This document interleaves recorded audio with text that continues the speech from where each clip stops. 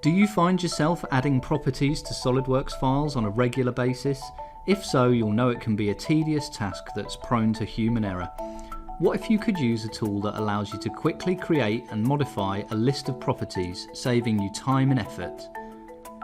The myCADtools Smart Property add-in for SOLIDWORKS allows you to create fully configurable input forms for SOLIDWORKS file properties.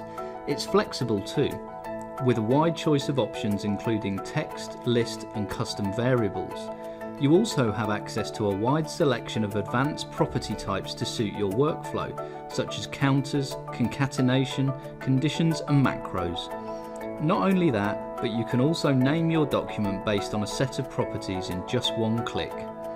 myCADtools, over 50 SOLIDWORKS productivity tools for automating repetitive daily tasks, leaving you time to get on with what you enjoy, designing great products.